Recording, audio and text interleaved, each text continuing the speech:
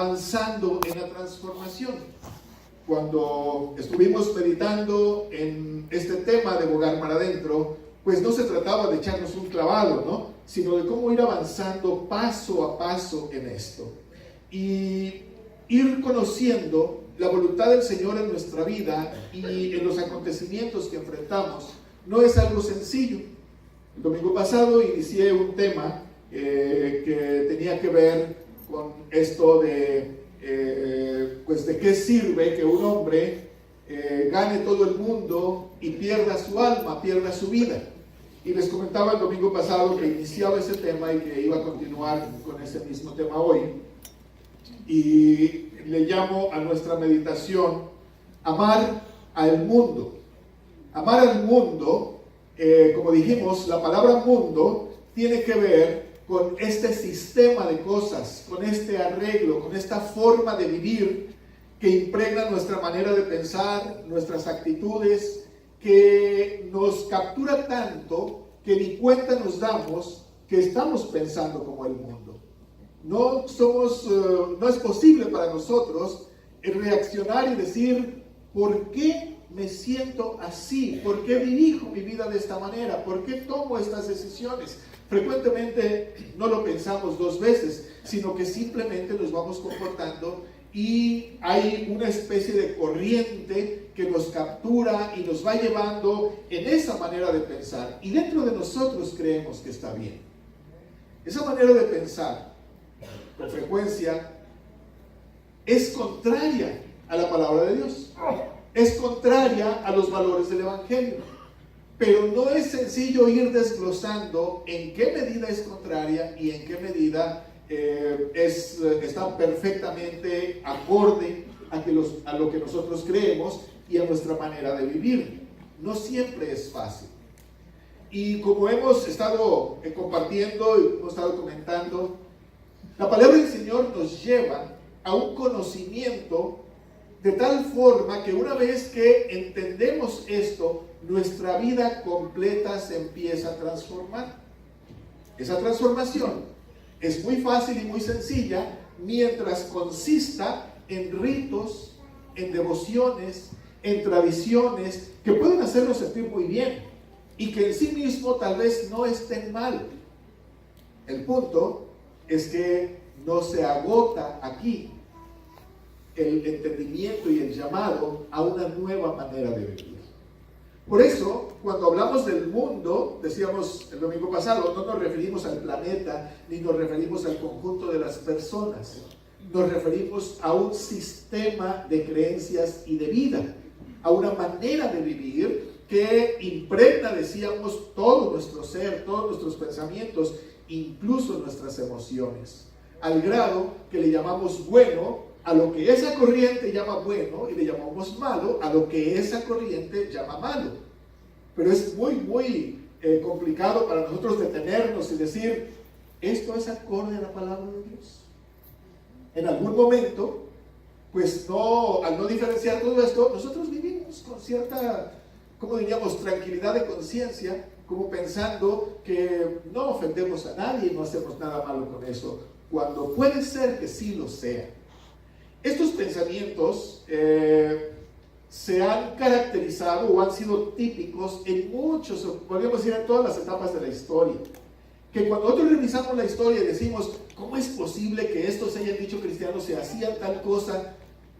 Pues podríamos decir lo mismo pasa con nosotros. ¿Cómo es posible que nos digamos cristianos si seguimos haciendo algunas cosas, ¿no? Esa manera de pensar nos captura de tal forma que en algún momento nosotros, permítanme la expresión, nos casamos con esa manera de pensar. Nos unimos a esa manera de pensar de tal forma que si alguien nos dice, es que ve lo que está ocurriendo, ve las consecuencias de esto, nosotros diríamos así está bien. No hay en nuestra mente algo que nos moleste, algo que nos diga que eso que estamos haciendo no va de acuerdo al propósito del Señor. Y va desde cosas tan palpables, desde cosas tan rápidamente observables, hasta cosas tan sutiles, tan finas, que no nos daríamos cuenta. Fíjense, por ejemplo, les estoy anunciando nuestra actividad para matrimonios del próximo viernes. Probablemente alguien muy acostumbrado a vivir en este tiempo con estas categorías no vea la necesidad de solemnizar su relación, de regularizar su relación de pareja. Y diga, pues ¿qué tiene? Con que yo la ame y ella me ame, con eso basta, ¿no? Sí. Pero bueno, para los cristianos no basta. Para los cristianos es un voto ante el Señor. Y no nada más eso, una cantidad de cosas. De tal forma que este estilo de vida, esta manera de vivir, requiere estarse revisando constantemente a fin de mantener al mundo en su lugar. Miren, la referencia que uso ahora es Santiago, carta del apóstol Santiago, capítulo 4, verso 4. Gente adúltera, ¿no saben que la amistad con el mundo es enemistad con Dios? Por tanto, cualquiera que quiere ser amigo del mundo se constituye enemigo de Dios. Por favor, déjenme un poquito la referencia ahí. ¿No saben que la amistad con el mundo es enemistad con Dios? Si estamos definiendo el mundo como este sistema de vida, como esta forma de vivir, yo les invitaría a que se preguntaran, ¿no somos amigos del mundo? Cuando aprobamos lo que se hace, cuando ni siquiera reaccionamos, cuando para bien o para mal damos nuestra aprobación a las cosas, la política, la economía, la manera de vivir en general, ¿no estamos siendo amigos del mundo? Entonces, esta palabra debe así como tocarnos un poco, ¿no? Porque cualquiera que quiera ser amigo del mundo se constituye en enemigo de Dios. Como que Santiago podía distinguir muy bien esto. Y por esa razón llama gente adúltera. ¿Por qué adúltera? Bueno, a lo mejor habría que hablar un poquito de la carta del apóstol Santiago, porque el adulterio en este caso se está refiriendo a la idolatría. La idolatría era por excelencia el adulterio ante Dios. Y cuando se está pensando en esta cuestión de la idolatría, quiere decir, hay ciertas potestades, hay ciertos poderes, hay ciertas entidades que se colocan como autoridad, de tal forma que nosotros estamos ofreciendo nuestra fidelidad y nuestra aprobación a esos poderes, a esas autoridades del mundo. Y eso quiere decir que estamos compartiendo nuestra lealtad, que debería de ser para el Señor 100%, la estamos compartiendo con estos otros poderes, con estas otras autoridades del mundo. Porque en el fondo de las cosas deberíamos hacer una diferencia tajante y decir, mi lealtad no está con ninguna autoridad del mundo. Y al reunirnos en la comunidad de creyentes es estar constantemente afinando ese voto de lealtad, ese voto de fidelidad al Señor que llamamos santidad. La santidad no es, pues, como en algún momento se definió, estar poniendo una actitud beatífica y no enojarnos y no molestarnos y no decir absolutamente nada malo, sino el estar constantemente diferenciándonos de esa gran corriente, de ese gran sistema de cosas que se llama mundo. Para ilustrar todo esto, es muy probable que pues hasta aquí no esté siendo yo tan claro como quisiera. Para ilustrar todo esto, les voy a leer una historia. La historia está escrita en el capítulo 12 del libro de Números, el Pentateuco, los 5 primeros de la Biblia. El libro de Números, que es el cuarto de estos 5, el último es Deuteronomio. El capítulo 12 tiene una historia muy interesante que voy a ilustrar con esta historia lo que quiero invitarles a meditar. Dice esta historia. ¿Están ustedes aquí? Amén. Muy bien, gracias. María y Aarón empezaron a hablar mal de Moisés porque éste se había casado con una mujer etíope. Además dijeron, el Señor no ha hablado solamente con Moisés, también ha hablado con nosotros. Y el Señor lo oyó. En realidad, Moisés era el hombre más humilde del mundo. Por eso, el Señor les dijo a Moisés, Aarón y María, vayan ustedes 3 a la tienda del encuentro. Los 3 fueron allá. Entonces el Señor bajó en una espesa nube y se colocó a la entrada de la tienda. Luego llamó a Aarón y a María, y cuando ellos se presentaron, el Señor les dijo, escuchen lo que les voy a decir. Cuando hay entre ustedes un profeta de mi parte, yo me comunico con él en visiones y le hablo en sueños. Pero con mi siervo Moisés no lo hago así. Él es más fiel que todos mis siervos y con él hablo cara a cara y en un lenguaje claro. Y si él me ve la cara, ¿cómo se atreven ustedes a hablar mal de él? El Señor se enojó mucho con ellos y se fue. Y en cuanto la nube se alejó de la tienda, María se puso leprosa con la piel toda blanca. Cuando Aarón se volvió para mirar a María y vio que estaba leprosa, le dijo a Moisés, por favor, mi Señor, no nos castigues por este pecado que tontamente hemos cometido. No permitas que ella quede como una criatura muerta antes de nacer, que sale con la piel medio deshecha. Entonces Moisés suplicó al Señor, por favor, oh Dios, te ruego que la sanes. Y el Señor le respondió, si su padre le escupiera en la cara, quedaría deshonrada durante 7 días. Pues entonces que la echen fuera del campamento durante 7 días y después podrá volver. Y así María fue echada fuera del campamento durante 7 días. Mientras tanto, el pueblo no se movió de allí. En cuanto María se reunió con ellos, se pusieron en camino desde Hazerot y acamparon en el desierto de Parán. Esto ya un poquito extraña, pero contada de una manera muy coloquial, muy humana, muy sencilla, como una plática, como alguien que transmite simplemente un relato. Está dicha en términos y con palabras que difícilmente alguien se podría perder o no podría entender lo que estaba pasando. Pero fíjense ustedes, empezaron a hablar mal de Moisés. ¿Quién era Moisés? Moisés era el líder llamado por el Señor a través de un proceso muy complicado, muy doloroso, muy difícil, pero lo llamó, capturó su corazón y finalmente Moisés aceptó el propósito del Señor para él. Y entonces Moisés va dirigiendo al pueblo en todo este peregrinaje de todos estos años. Y entonces María y Aarón en algún momento se dan cuenta o se enfrentan a una decisión de Moisés. Él había tomado una mujer etíope. A lo mejor no nos dice mucho esto. Etiopía pues es un país, ¿verdad? Como cualquier otro. Pero aquí el punto está en que Etiopía es un país de África. Egipto está al norte de África. El color de piel de la gente de Egipto no es tan oscuro, los rasgos no son tan africanos como la gente etíope.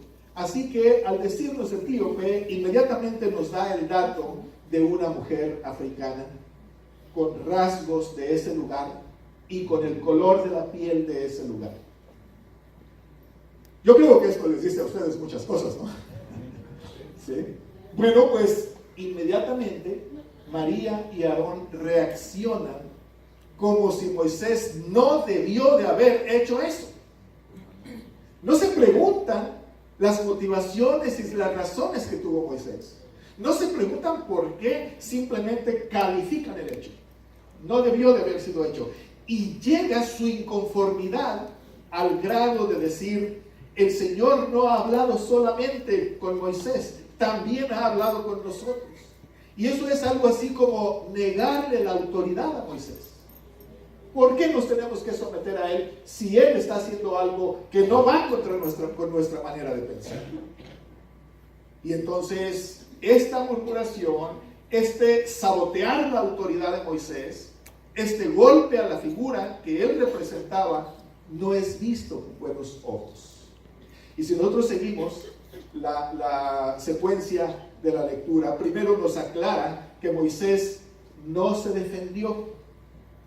La versión Reina Valera 60 dice: Moisés era el hombre más manso del mundo. Y como ustedes saben, cuando nosotros hablamos de manso, generalmente nos referimos a un animalito que no se defiende. Por eso es manso. Aquel que reacciona y se defiende, ese no es manso, ¿verdad?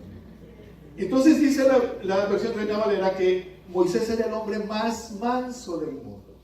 Quiere decir, él no se defendió de esta reacción tan agresiva de sus hermanos. Aparentemente él guardó silencio, pero hubo alguien que sí lo defendió. Y la manera como lo describe es como cuando nosotros nos enojamos con nuestro hijo pequeño y le decimos: a su cuarto. Sí. Ustedes tres, vengan a la tienda del encuentro. Así, terminantemente, los separan de la mayor parte de la población ahí, y entonces, dice aquí, baja de esa espesa nube, se coloca en la entrada, y entonces les pone su regañada.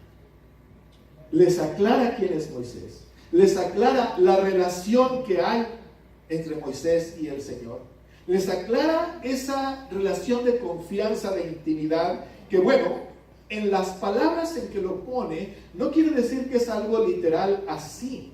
Con él hablo cara a cara. Bueno, la misma Biblia dice que al Señor nadie le vio jamás. En el relato en el cual Moisés le pide al Señor que le muestre su rostro, el Señor le dice que no puede. Pero es una forma de decirle: entre Moisés y yo hay total transparencia y confianza.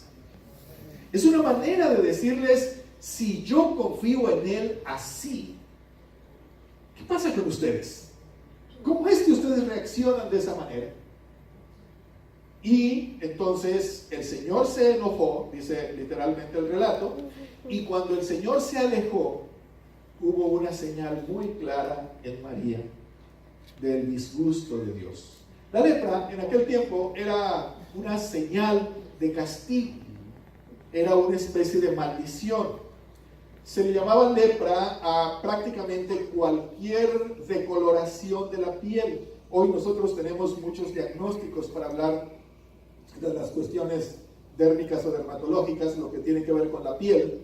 Pero en este caso, aparentemente, pues, viene esta decoloración, para ellos es la lepra, y es la señal del castigo, de la sanción a esto que Aarón lo describe: pecado tonto. Dice: porque tontamente hemos pecado.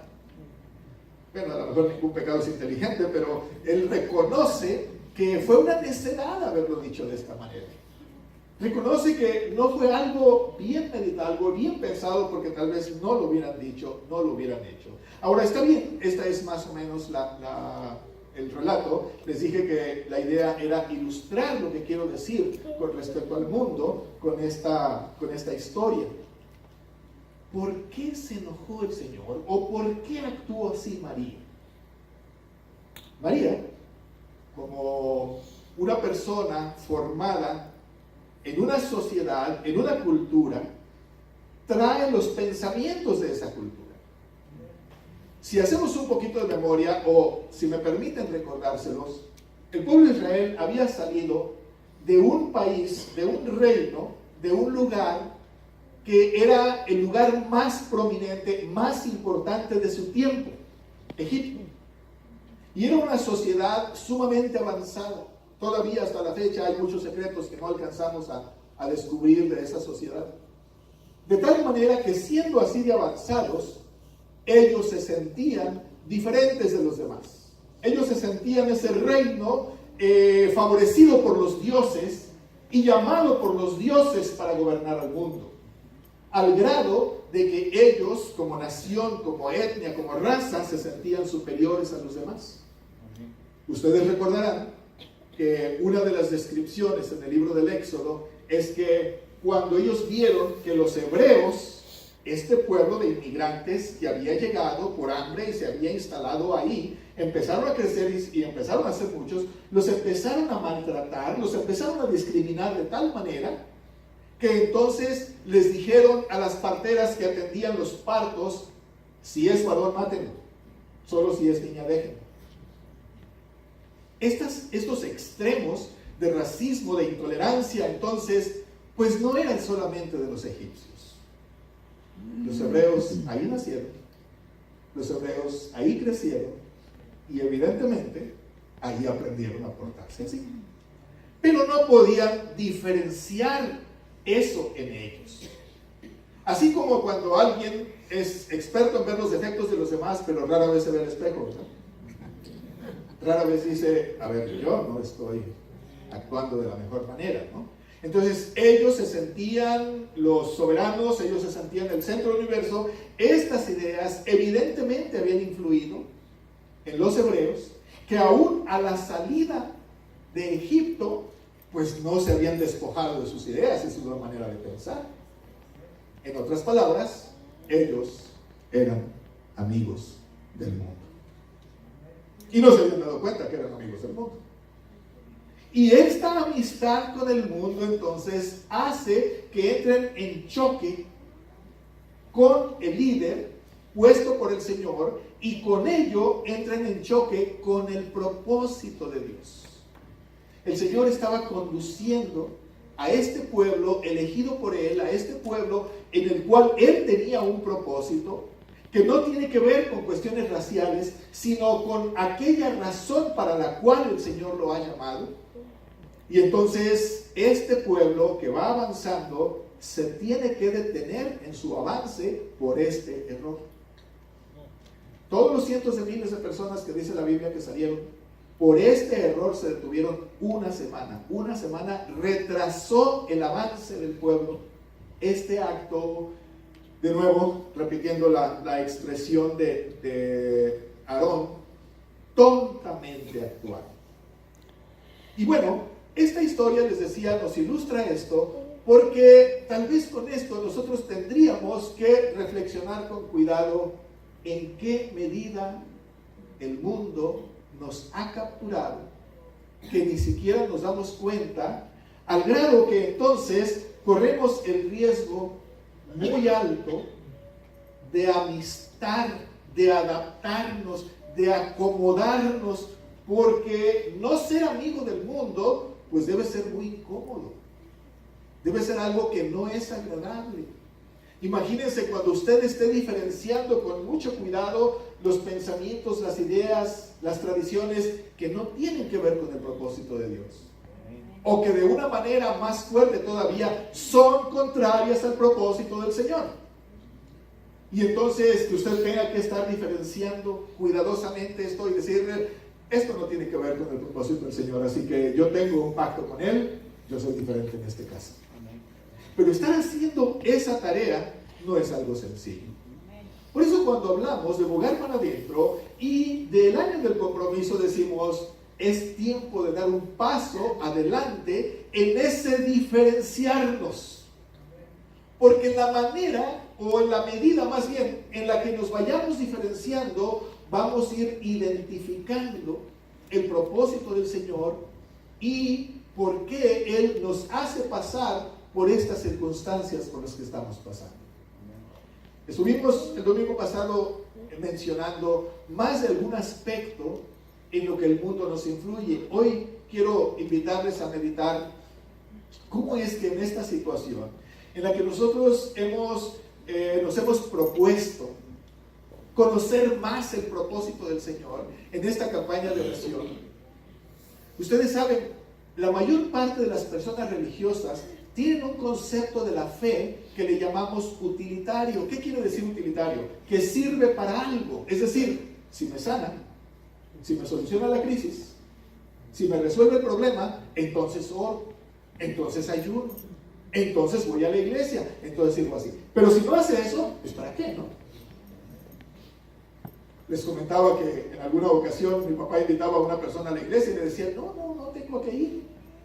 Y mi papá le sorprendía la respuesta y decía, ¿por qué? Y le decía, ¿tú vas a un hospital si no estás enfermo? Entonces yo voy a la iglesia cuando necesito algo. Y fíjense que esto en realidad no es extraño. Si usted se examina un poquito, se va a fijar que hay un poquito de eso, o no sé qué tan poquito, adentro de usted, adentro de su corazón. Que venimos porque necesitamos. Ahora, tal vez aquí la pregunta sería, ¿no será que la necesidad también es puesta por el Señor con un propósito especial? ¿No será que la necesidad es esa oportunidad de transformarnos también, a fin de que nuestro temor no sea a estas potestades del mundo? Pero ustedes se dan cuenta que cuando las vivimos, pues no pensamos así. Y entonces, urgidos, pedimos al Señor la intervención. ¿Habrá otra manera de transformarnos si no es pasando por las crisis? ¿Alguna vez nosotros nos preguntamos, Señor, ¿cuál es la razón de este problema? En vez de decir, soluciónalo y quítalo ya. ¿No será la oportunidad de decir, a ver, Señor, aquí está algo que no acomoda a la relación que tenemos tú y yo? A ver, Señor, estoy pasando por este momento que no logro entenderlo, no logro adaptarme a esto, me está estorbando, me causa conflictos, pero Señor, yo quisiera entender el propósito de esto. Porque yo puedo pedirte que me sanes, yo puedo pedirte que me resuelvas el problema, yo puedo pedirte que me des tal cosa. Y si me la das y no me transformo, ¿de qué me sirves? ¿Sí me explico? Esta manera de pensar, este estado de cosas, esta corriente de pensamiento que llamamos mundo, nos ha hecho temer a la muerte, nos ha hecho temer al dolor, nos ha hecho temer a la pobreza, nos ha hecho temer a una cantidad de cosas críticas. Y entonces cuando tememos a esto, pareciera ser que tenemos que acercarnos a una especie de poder que nos proteja o que nos resuelva las cosas para salvar nuestra vida.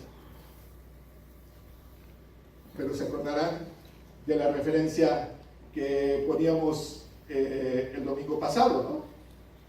Porque todo el que quiera salvar su vida, la perderá. Y todo el que pierda su vida por mi causa, la hallará.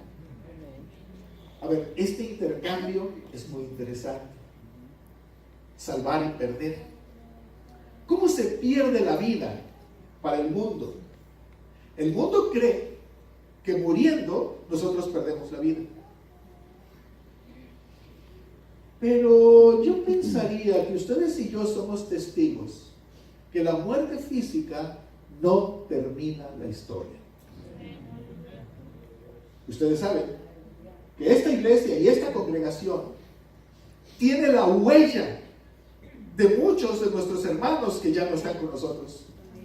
En nuestras palabras, esa huella continuó. Esa huella sigue aquí. Entonces la muerte física no implica que ellos se perdieron. Y eso es una manera de decirlo, porque hay muchos otros aspectos en donde decimos nuestra vida está escondida en Él. Y en la presencia de Él encontramos nuestra verdadera vida. Sin embargo, esto no quita nuestros temores. Si ustedes son igual que yo, pues sigo temiendo la muerte, sigo temiendo el dolor.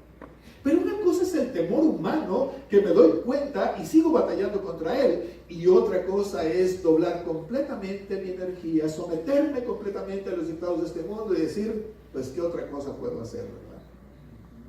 Ir descubriendo esto en el Señor, ir descubriendo todos estos aspectos, es la manera entonces de ir colocando a todas estas ideas, todos estos pensamientos en su lugar. Por eso, no estar dando nuestra lealtad, y recuerden que el temor es una forma de fidelidad.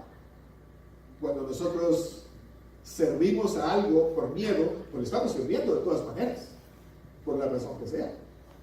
Y entonces cuando tenemos esa lealtad a estos poderes, a estas entidades, a estas autoridades de esta corriente de pensamiento, entonces quiere decir nuestra lealtad no está con el Señor. Nuestro temor no es del Señor. Y estoy seguro que esto nos mete en un conflicto. ¿Qué quiere decir? ¿Que no debemos tener miedo? Tal vez lo que quiere decir es que debemos aprender a domesticar nuestros temores. Sí van a estar ahí, pero que no nos hagan atentar contra la autoridad del Señor.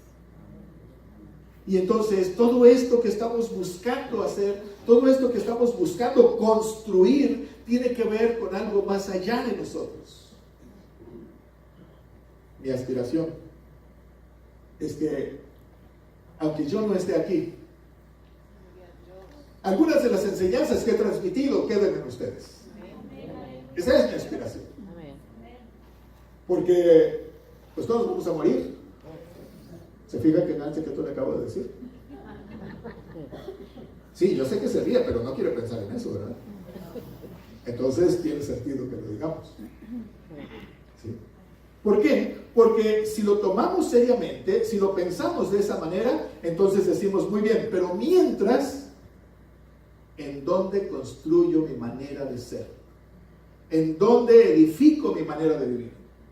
¿Cómo dirijo este momento que el Señor me permite? Por eso Hogar Mar Adentro, por eso el año del compromiso nos lleva a decir, miren, habrá temores aquí, habrá acechanzas acá, yo me dirijo hacia acá. No quiere decir que estas desaparecen y se acaban. Quiere decir, a pesar de eso, yo sigo dirigiéndome hacia acá. En otras palabras, ¿cuál es el propósito por el cual el Señor nos permite atravesar por estas circunstancias? Si usted se pregunta el propósito, probablemente eso constituya el primer paso para tratar más personalmente con su Creador, para adentrarse más en esa propuesta que Él ha hecho. Cuando en el Evangelio leemos, venid a mí todos los que estéis trabajados y cargados, que yo os haré descansar, inmediatamente agrega, y llevad mi yugo. Para quienes no estén muy acostumbrados, ¿qué significa eso? Es un trozo de madera más o menos grande, pesado, que se pone en los animales, en la parte de atrás de la cabeza, ¿verdad? Lo que equivaldría al cuello de los humanos. Entonces ahí ese trozo de madera grande, pesado, une generalmente a dos animales, y entonces en el tiempo antiguo esto los dirigía para las tareas que tenían que hacer: arrastrar una carga, arar un campo o algo por el estilo. Ese yugo, quiero decir, no se puede separar uno de otro, no puede agarrar su propia velocidad, no puede ir a donde quiera.